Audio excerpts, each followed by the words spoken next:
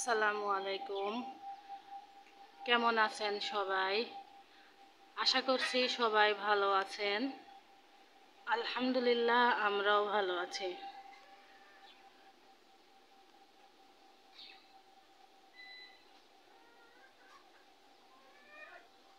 অন্যদিন সকালে তো অনেকগুলো কাজকর্ম তাড়াতাড়ি হয়ে যায়, তবে আজকে কোনো কাজকর্মই শেষ হয়নি।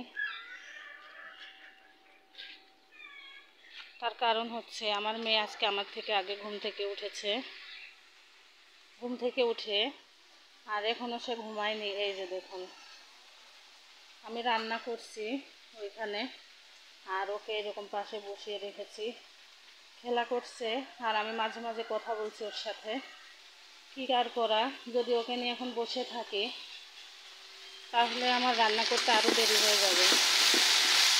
আর এদিকে আমি আজকে খুব সহজ রান্না করব। এটা হচ্ছে ভেন্ডি ভাজি করব, আর এই পাঙাশ মাছ পেঁয়াজ দিয়ে ভাজি করব। সব কাটা বাছা হয়ে গিয়েছে, আর এখানে ভাতও বসিয়ে দিয়েছি।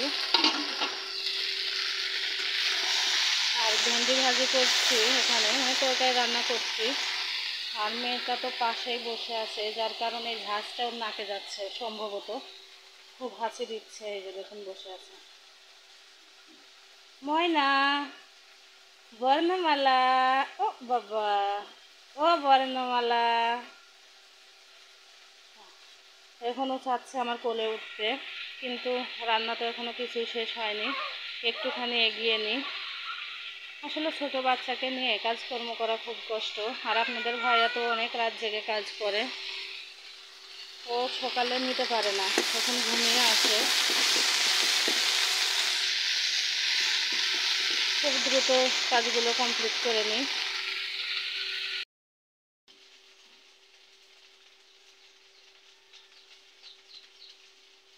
আমার মেয়ে যখন কোলে আসতে চায়, তখন যদি ওকে না নেওয়া হয় মনটা এত ভারী করে। ছোট মানুষ কি হলে কি হবে, মাশাআল্লাহ সবই মনে হয় আল্লাহ পাক ওদের বুঝিয়ে শুনিয়েই পাঠায়। খুব মন খারাপ করে, কিন্তু কি করব আমি বলুন। সকালে রান্নাবান্না কাজকর্ম তো করতেই হবে। 7টা বেজে গেছে অনেক আগেই। আরও সংসারে তো কাজকর্ম আছে, সব কিছুই করে আছে, শুধু রান্নাটাই শুরু করেছি। আর গতকাল রাত্রে সব প্লেট বাটি মেজে রেখেছিলাম, যার জন্য আজকে একটু ঝামেলা কম।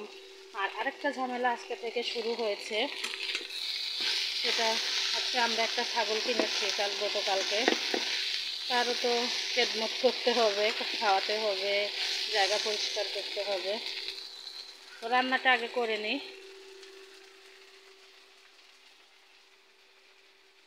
দেখুন মন খারাপ করে বসে আছে।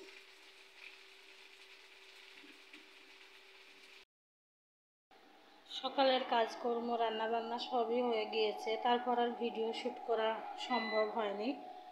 আর আমি যে ঘর মুছে নিয়েছি, গোসল আমার মেয়ের দুজনার হয়ে গিয়েছে। মেয়ে এখন ঘুমাচ্ছে।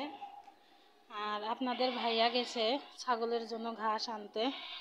চলুন আমাদের ছাগলটা আপনাদেরকে একটু দেখাই।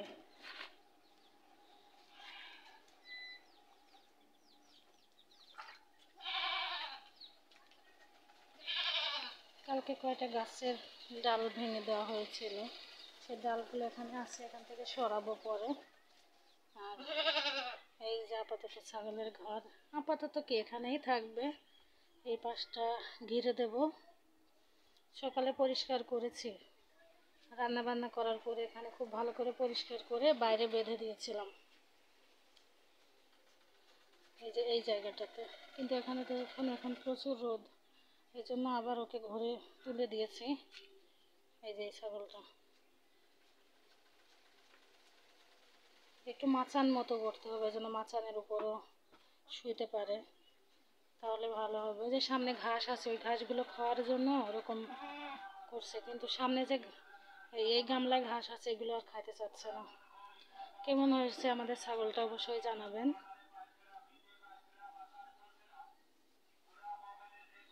আজকে আমার ভিডিও এখানেই শেষ করছি।